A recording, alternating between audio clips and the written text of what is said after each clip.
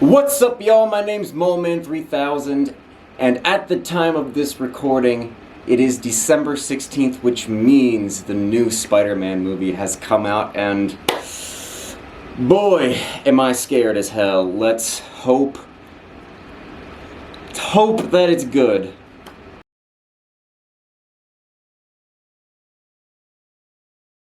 Alright, y'all, enough with the nonsense. Now, in the last video, we talked about min-maxing our stats and how the key to doing so is building habits and automated processes.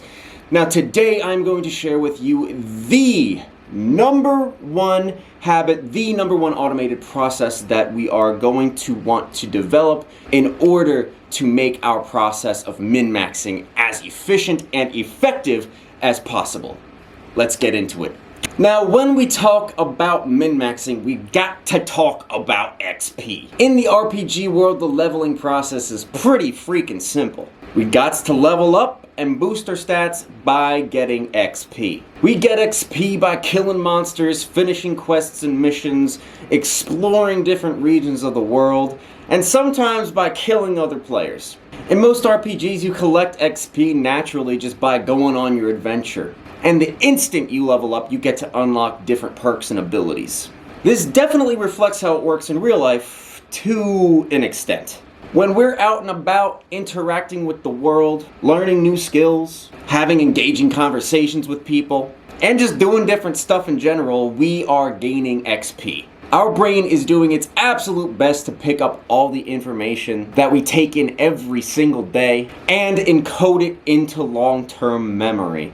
It does this so that we are stronger, smarter, and more skilled the next day. Now, what if I told you that you are actually losing up to 75% of the XP you gain on a day-to-day basis? Now, what if I told you that there was one habit that you could start building right now to not only reverse this, but to double the amount of XP you are gaining every single day? Let me explain. Now, there is a mod in Skyrim where you aren't able to level up or cash in your XP until you have gone to sleep. Now, this mod is truly amazing because that is exactly how it works in real life. To make it even more realistic, we're gonna add a few rules. If we get 8 hours of sleep or more, we get the well-rested perk, which actually doubles the amount of XP we get the following day. However, for every 30 minutes under 8 hours, we lose 10% of the XP we gained that day. On top of this, if the only thing we ate all day is sweet rolls and we did absolutely no exercise, that is an automatic loss of 25 to 50% XP on that day. But this video isn't about those things, so don't worry about it right now. We'll cover it in later videos. If we get under 6 hours of sleep, we'll also start to accrue major debuffs, both in the short term and the long term. For example, in D&D, there are multiple layers of exhaustion. The first being disadvantage on all ability checks. Second being half speed. The third being a disadvantage on all attack throws and saving throws. The fourth is that your max HP is reduced by half. The fifth is that speed is reduced to 0, and the sixth is death. Kudos to Wizards of the Coast for nailing this mechanic. Part 1, what is actually happening when we sleep?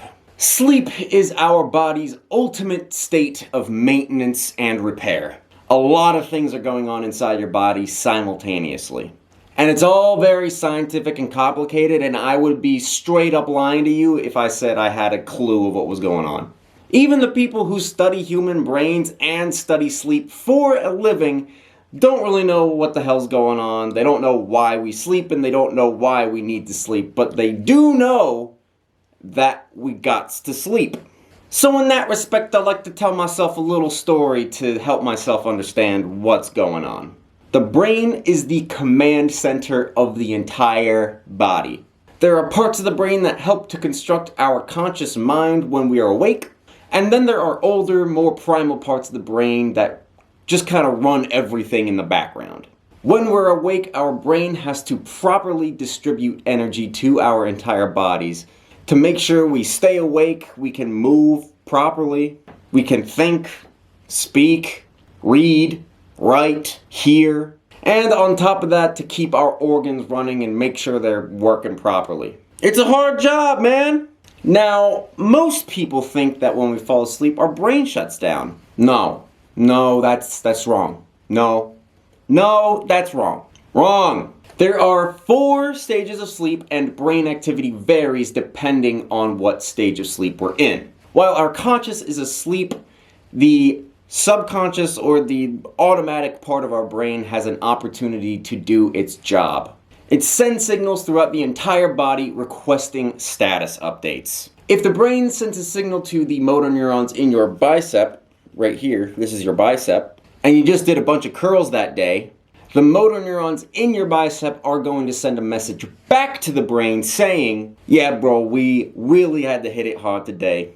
The crew's gonna need some materials to build us up stronger, just in case we need to do that again. Your brain will receive this message and oblige the request of your strained muscles by sending the appropriate resources their way so that they can make the proper repairs. Your brain is doing this diagnostic report for your whole body, including itself. It is rapidly running through all the information you have consumed throughout that day, on repeat at light speed, to help encode this memory into your long-term memory. This process is absolutely necessary in order to maintain and strengthen long-term memory, information, skills, habits, and literally everything that you are. While we're asleep, our brain is also taking the time to clean itself. Just as we dump waste after eating, so too does our brain. Adenosine triphosphate is a chemical or compound or whatever, I don't know what the technical term is, used to create energy. Energy is created when the A's and the TP's are separated.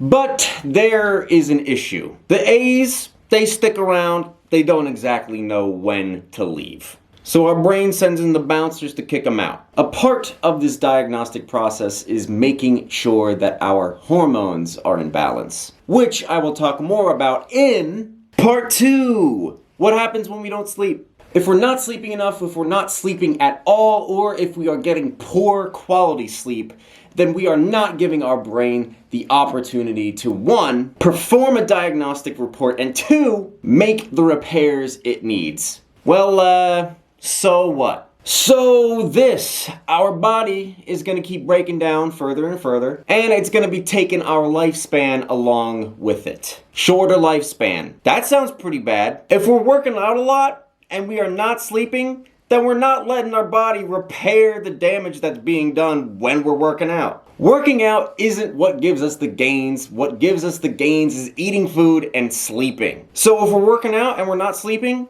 our priorities, they're all jacked up. It needs to be fixed. Remember earlier how I said that our brain regulates our hormones when we sleep? Well, some of those hormones are called cortisol, leptin, ghrelin, melatonin, and human growth hormone. All these hormones are really good for you and they do a lot of different stuff for you. But when they are out of balance, they do a laundry list of things that are just absolutely terrible for you. We become fatigued. It gets harder to concentrate and think. It's harder for our brains to construct long-term memories. We become more stressed. We become more irritable. Our mood changes frequently. We might get high blood pressure. We'll start gaining unwanted weight. Our immune system gets weaker and we have a higher chance of disease. We have a higher chance for anxiety and depression if that stuff isn't bad enough, our sex drive is lower. I don't know about you, but I would consider all those things to be major debuffs. And it's all because of our hormones being out of whack. And our hormones are out of whack because we're not sleeping enough.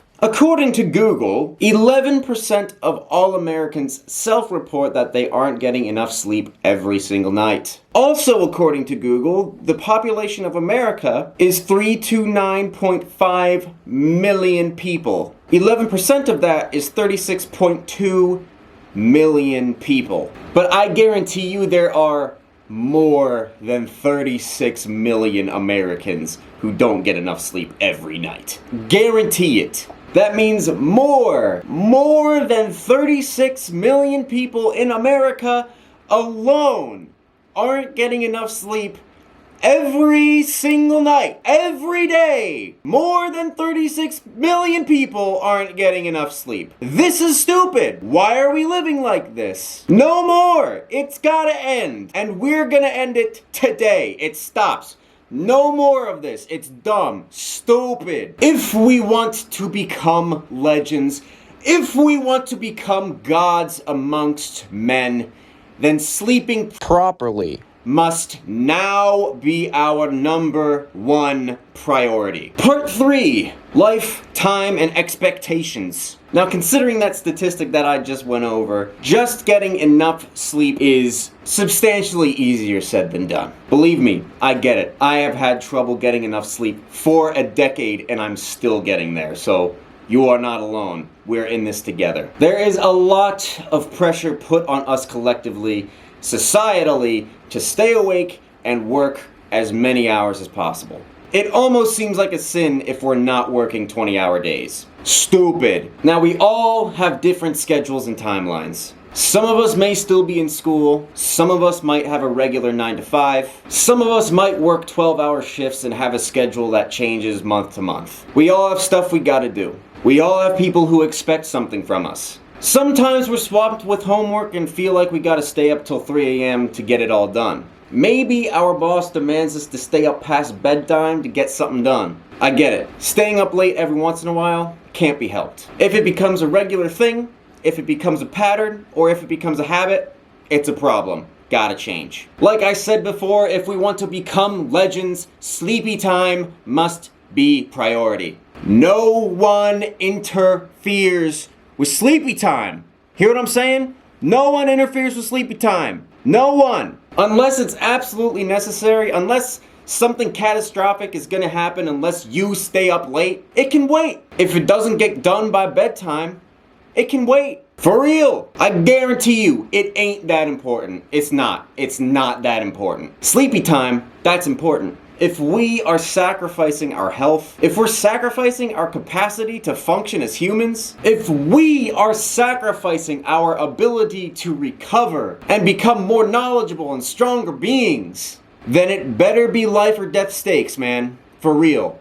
I ain't playing. We have to set the precedent now. We have to make it known by everyone that bedtime is bedtime. Sometimes we are our own worst enemy. We can be excellent self-saboteurs without fully realizing it. As I said before, this process requires uncompromising and brutal honesty with ourselves. We can't be making excuses. We can't be doing the mental gymnastics to tell ourselves it's okay to get only 5 hours of sleep. No! No more! No more. It's done. Cut it out. No. No. We're done. No more. You know your schedule more than anyone else. You know better than anyone else whether or not you're getting enough sleep. Be introspective and be honest. Are you getting enough sleep a night? Statistically speaking, probably not. But today we have to prioritize. We have to start building this habit. And you know what? I'm right there with y'all. I ain't perfect. Part 4, habit. As I have said in previous videos, the key to doing anything consistently is to build a habit around that thing. Right now, our goal is to get a sufficient amount of sleep. But what that means for one person can mean something totally different for another. At the very least, we should be getting at least 7 hours of sleep. Anything less than that, anything less than 7 or 6 hours, unacceptable long term. I believe that for most of us, our sleeping problems are twofold. 1, we're just staying up too late. 2, it takes like 40 billion years to actually fall asleep. So how do we remedy this? Once again, we need to do some honest introspection. We gotta ask ourselves, what could I be doing throughout the day that could be contributing to my lack of sleep? Perhaps we're consuming copious amounts of caffeine, especially after 12 p.m. Perhaps we are blasting our eyeballs with blue light, which indicates to our brain that it's daytime, before we go to bed. Perhaps we're doing both those things and more. Either way, it is up to us as individuals to determine what the underlying problems are. Like I said in my min-maxing video, link in the description, the reason most people fail is because they just start. They don't have a strong enough why, they didn't have a vision for what they wanted, and they didn't know how long it was gonna take. Not that we can really know that with 100% certainty, but it's good to project in the future and like guesstimate. We're trying to circumvent that problem altogether. We need to figure out what our ideal bedtime is versus what bedtime is right now. We need to figure out what our pre-bed routine is gonna be. And we need to figure out how long it'll take to get to that point. We're all different.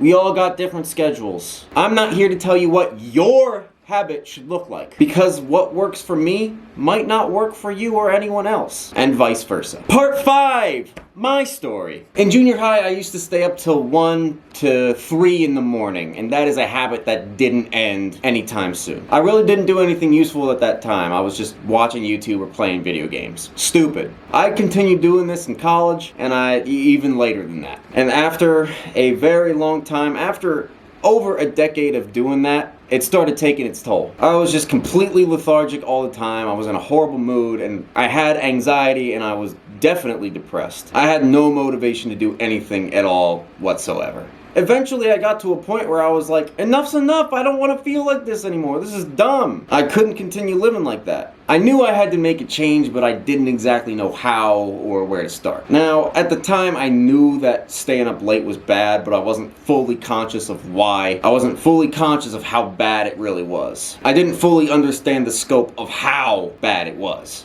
And it was bad. It took me years to finally, fully understand how important sleep is. And I have Jack's Blade and what I have learned to thank for that understanding. Now, once I have fully realized how important sleep was and how bad what I was doing was, I was finally able to start making the necessary changes. This whole process of mine started in 2019. I was still going to bed at 1 in the morning, but my mind was set on my goal. I didn't know when I wanted to go to bed, I just knew I needed to do it earlier. I took 1 week to start going to bed at 12:30 as opposed to 1 a.m. I was able to do it for a few days, but I really wasn't able to stay consistent with it. So then I tried 12:45 instead of 12:30, and it worked better. I was able to be consistent with it. After 2 or 3 weeks of consciously trying to get to bed 15 minutes earlier each week, something miraculous happened. The process became autonomous. It became a habit. It became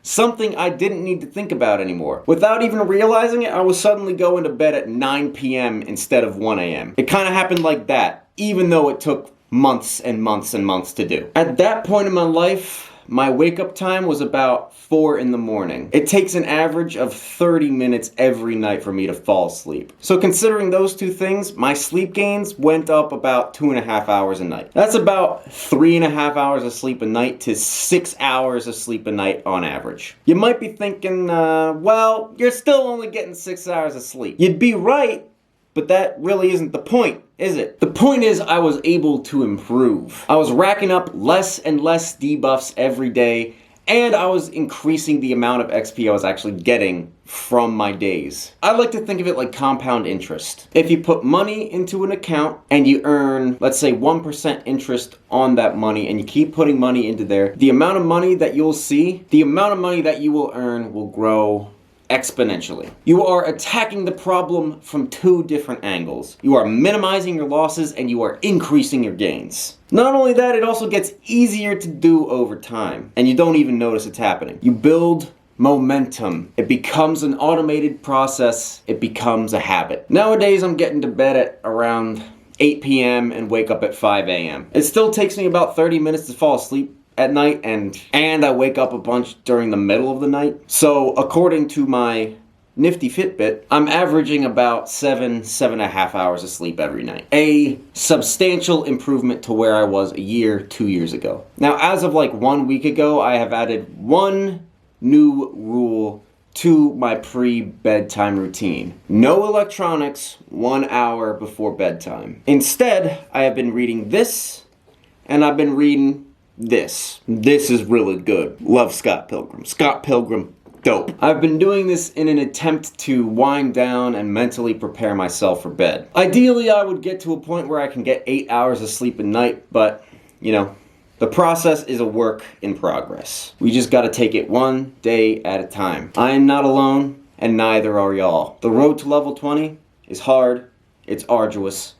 You can't do it alone. Guys, once again, I would like to thank you so much for watching this video all the way through. It means the world. Let me know down in the comments if this video has been helpful, and as always, I have left some resources in the description that should be helpful in your own personal journey. Thank you all again for watching, and I will see you in the next one.